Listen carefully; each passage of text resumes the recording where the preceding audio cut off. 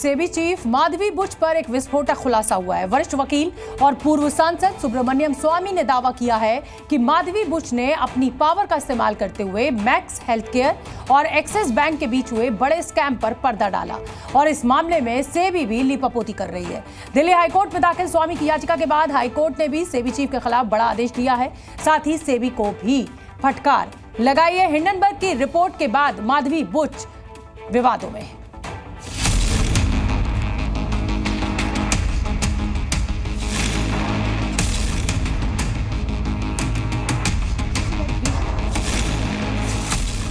SEBI chief Madhavi Buch एक बार फिर से विवादों में है।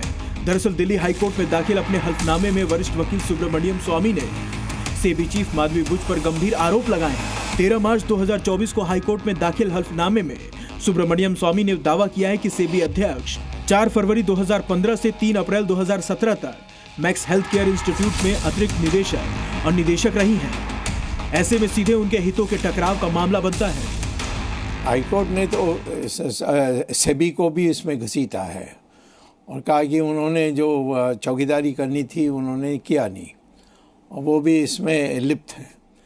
तो उन्होंने कहा कि इसको ठीक करो और जिन लोगों ने ये बेईमानी की उनको सज़ा के लिए आप आग्रह करो और कहा कि यदि ऐसा नहीं होता है तो हम वापस कोर्ट को जा सकते हैं और कह सकते हैं कि जिस कारण से हम आए थे उसका कुछ पूरा नहीं हुआ। इसके अंदर एक और एडिशनल एफिडेविट सुब्रमण्यम स्वामी जी ने फाइल करा था और वो एफिडेविट ये कहता था कि जो सेबी चेयरपर्सन है वो एडिशनल डायरेक्टर और डायरेक्टर एक दौरान में रही हैं जिसमें ये ट्रांजैक्शन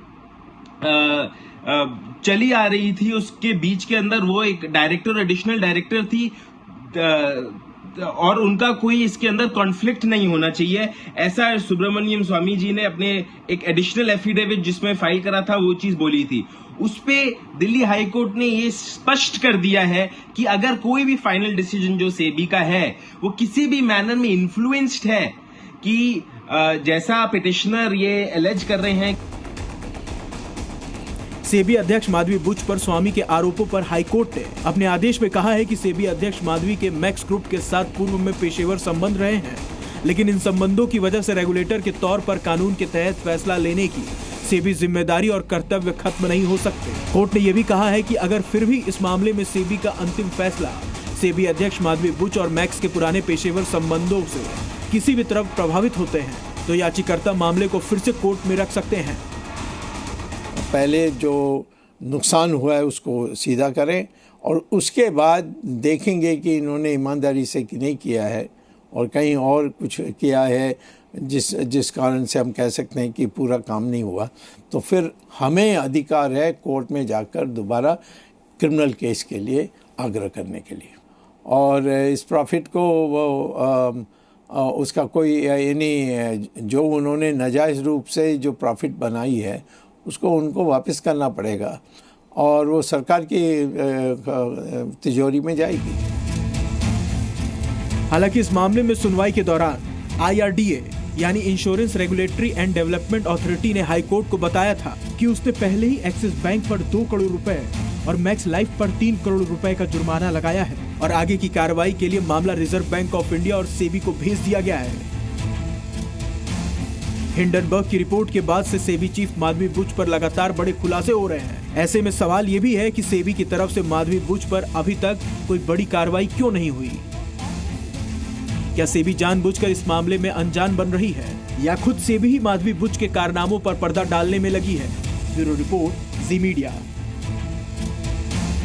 हिंडनबर्ग की रिपोर्ट के बाद सेबी चीफ माधवी बुच पर एक के बाद एक खुलासे हो रहे हैं और अब फिर से माधवी बुच की कंपनियों को लेकर एक रिपोर्ट में बड़ा दावा किया गया है। इसके मुताबिक इनकी कंपनियों की वित्तीय जांच करने वाले ऑडिटर का पता भी उनकी कंपनी के ही पते पर रजिस्टर्ड है।